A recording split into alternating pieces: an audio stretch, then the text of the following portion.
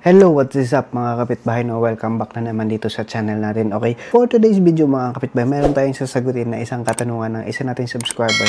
Nagtatanong po siya sa akin about naman dito sa PF Sense natin. Kasi ang scenario po mga kapitbahay is nahihirapan daw siya doon sa rules, which is yung rules na yun yung rules na nagbablock ng users like nung user client PC na if ever kunyari gusto mo magpalit ng DNS, kunyari ako PC ko, papalitan ko yung DNS. May rules doon sa PF Sense na pwede mong gawin para kapag nagpalit yung isang user ng DNS niya, mawawalan siya ng internet. So, hindi sila pwede magpalit. Like, for example, naka PF Blocker NG ka. So, kapag binaypass yun, like, for example, alam naman natin na yung PF Blocker NG is nagbablock siya through DNS. Kapag pinalitan mo yung DNS ng PC mo, automatic mababypass si PF Blocker. Recommended yon, like, for example, ito.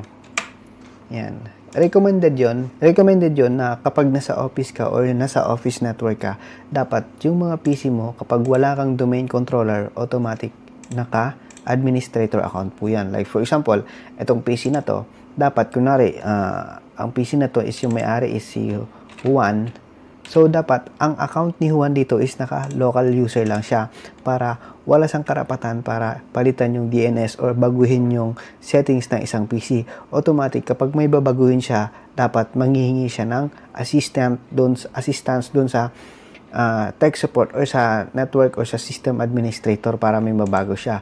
Pero, if ever, ang scenario is wala kang domain controller tapos hindi mo to na admin or hindi naka-admin account, pwede po yun. Like, for example, dun sa firewall mismo, dito sa PF Sense, pwede mo siyang gawin na rules para hindi nila pwedeng palitan. Like, for example, may access sila dito. Yan, may access sila dyan. Pwede nilang baguhin yung DNS or yung IP. Automatic, mawawalan sila ng internet. So, wala silang choice kundi ibalik sa default DNS. Kasi nga, yun yung naka-define dito sa PF Sense natin. Okay? For example, nasa office ka. Like, for example, ito yung katanungan ng isa nating subscriber. Ayan. Yun yung mapapansin. Ayan ang katanungan niya, oh. Help daw kasi nawawalan daw ng internet. So, ipapakita ko rin sa inyo kung ano ang tamang configuration ng paggawa ng rules na yun para hindi magka-conflict. Okay? Let's go. Balik tayo dito sa question niya. Ayan yung question niya. Ayan. Okay? Scenario, ito pala. Baka may mali lang siya sa configuration. Kaya, i-walkthrough ko or ituturo ko sa kanya, i-share ko sa inyo kung paano yung tamang pag-configure ng rules na yun para gumana. Okay? So, pupunta tayo dito sa PF Sense natin. Dito tayo sa PF Sense natin. So, ito yung PF Sense natin. Pupunta tayo dito. Punta ka lang sa rules. Ayan. Punta ka lang sa rules. Ayan. For example, dito sa guest wifi natin. Ayan. So, lahat yan, yung mga guest wifi ko na yan is connected dyan sa captive portal ko. Mayroon akong rules na naka-define. Ayan. So, ito. Ito, yung rules na to, ito yung magsasabi na, ano nga ba to? Lahat ng user na magpapalit ng DNS is ibablock neto. Okay, so dalawa po yan. Ito yung isa sa taas. Automatic, kapag gumawa ka ng ganitong rules, dapat, kasi alam naman natin yung PF Sense is, ang order ng rules niyan is, ang pagbabasa niya from taas pababa. Ito yung magbablock. Ito yung default rule. Ito yung isa kong rule sa taas. Yan. Ito naman, ito yung rule na magsasabi na, uy, etong rules na to is sasabihan niya. Ito, meron ako mga vlog nito na isama to dun sa mga iba kong vlog. Sana mapanood nyo. Pero ito, gagawan ulit natin kasi medyo mahirap hanapin sa dami ko ng video. Kaya bibigyan natin ng walkthrough yung isa natin subscriber para malinawan. Okay? Ito yung rules na to. Ito yung nagsasabi na, uy, dapat lahat kayong mga user ko na connected sa network, ito lang dapat ang DNS na gagamitin nyo, which is yung default, which is yung IP ng PF Sense mo. Yan. So, kapag kunyari, ikaw nag-attempt ka na babaguhin, so, ang mangyayari, babasahin nito, so, i-allow niya, pero pagdating dito sa baba, sasabihin nito, oy, hindi yan default, so, ibablock kita, so, mawawalan ka ng internet. Okay? So, i-walk through natin siya. Papakita ko sa kanya kung ano yung tamang configuration nito para mapagana niya. Okay? Let's go. Kaya stay tuned mga kapitbahay. Ipapakita ko sa inyo yung tama. Let's go. Ayun na mga kapitbahay na. So, ipapakita ko sa kanya ngayon. Okay? Ito mga kapitbahay, make sure muna na kapag gumawa ka ng rules na to is dapat, kunyari, may mga VLAN ka, automatic, kapag naka-VLAN ka, automatic, yung rules na to is gagawin mo to sa every VLAN. Unless na lang kung naka-floating rule ka. Ayan, naka-floating rule ka. Kasi pag sinabi natin floating rule, automatic, kung ano yung kinreate mo rito, mag-e-effect yan sa lahat ng VLANs mo. Okay? So ngayon, ang focus natin is dito lang muna sa isang VLAN. For example, yung office ng nagtatanong is naka-LAN lang siya. So, dapat, ang gagawin mo is mag-create ka lang ng ganitong rule. Okay? So, unang-una, ito yung default rule. Ito yung rule na nag-aalaw ng internet para magkaroon ng internet yung VLAN na to. Ang susunod is, ito yung rule na to na DNS na ibablock niya yung mga user na kapag nagpalit ka ng DNS server is mabablock ka. Yan. Hindi ka magkakaroon ng internet. Kaya wala kang choice para ibalik sa default kasi yan yung naka-define dito sa pfSense firewall. Kahit anong gawin mo, hindi mo yun mababago. Okay? So, ganito lang yung configuration nan. Ito, yung configuration na to, basic lang to, no? Edit natin. So, ito yan, block. Yung action niya is block. Tapos, yung interface niya is kung saan mo ipo-point, kung saan naka-point. So, dito siya naka-point sa guest Wi-Fi. IPv4, tapos protocol, UDP. So, huwag kayong magkakamali dito kasi pag iniba nyo yan, hindi yan gagana. Hindi yun mag-e-effect. Okay?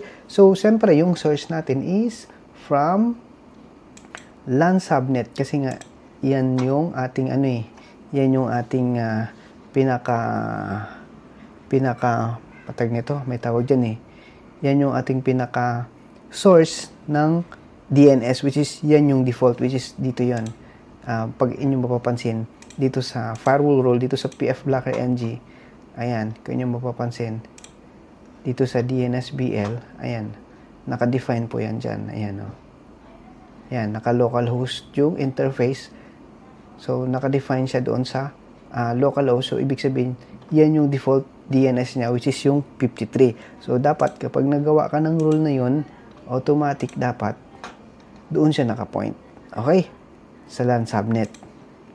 Kasi doon naka-point yung blocking system natin na DNS. Okay? Pero kunyari, hindi mo siya gagamitin para sa PF Blocker NG, pwede mong iselect yung pinaka VLAN mismo, which is yung guest Wi-Fi subnet.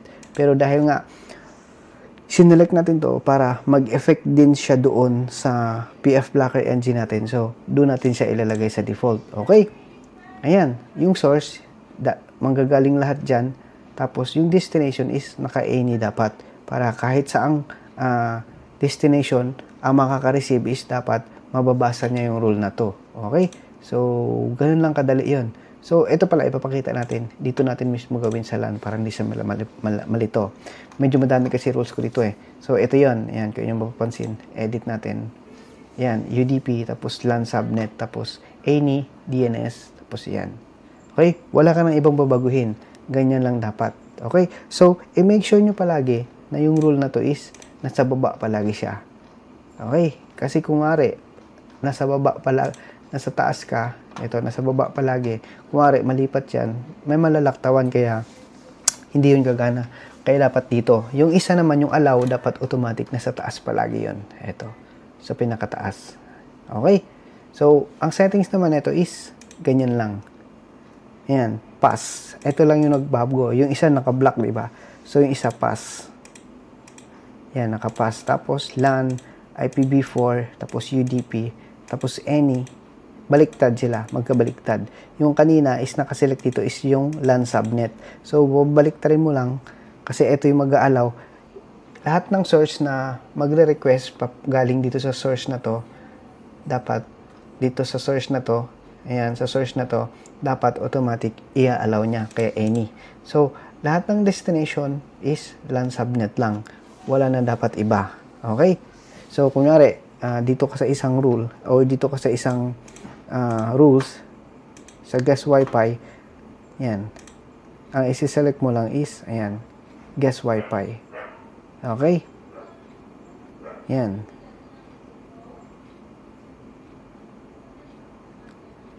Okay? So, ganun lang. Ganun lang ka-basic. So, ang problema po ng kapitbahay natin is, ano ba sabi?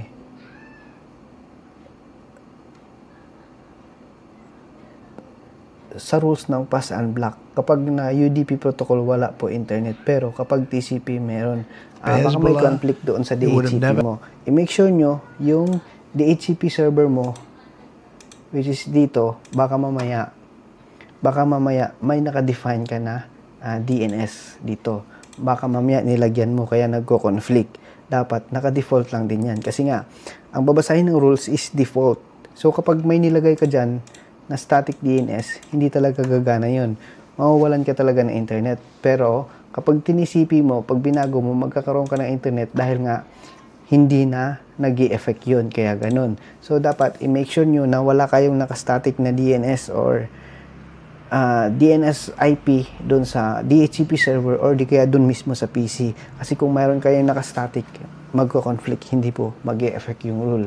Kaya make sure nyo palagi na ganun. Okay? So, ganun lang ka-basic. Ka-basic ang pag-configure niyan ng how to allow or block. Okay?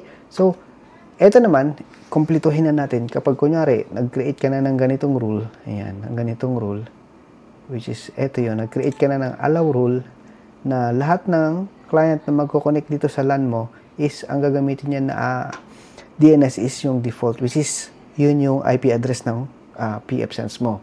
Tapos nag-create ka rin ng rule na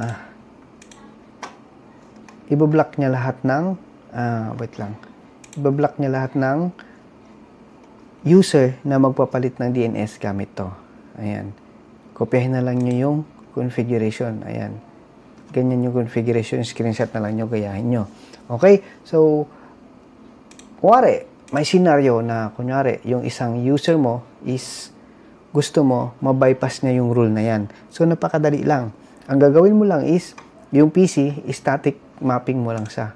Lagyan mo ng, ayan, static mapping mo lang siya. Ilalagay mo siya dyan. So, kapag nag-static mapping ka, dapat automatic nasa labas siya ng pool. Kasi, kunwari, in-static mo siya ng IP tapos nasa loob siya ng pool, hindi yun gagana. So, dapat nasa labas siya ng pool. Ano ba ibig sabihin nun? Like, for example, 50 hanggang 150. So, dapat ang IP na ilalagay mo is 49 pababa or 150, 151 pataas. Yun dapat para mabasa. Kasi pag inad mo yun, hindi niya i-recognize, mag-error. Kaya, sasabihin niya is dapat yung IP is outside of pool. Okay? So, once na static mapping mo na siya, pag na-static mapping mo na siya, lalagyan mo siya ng ganito.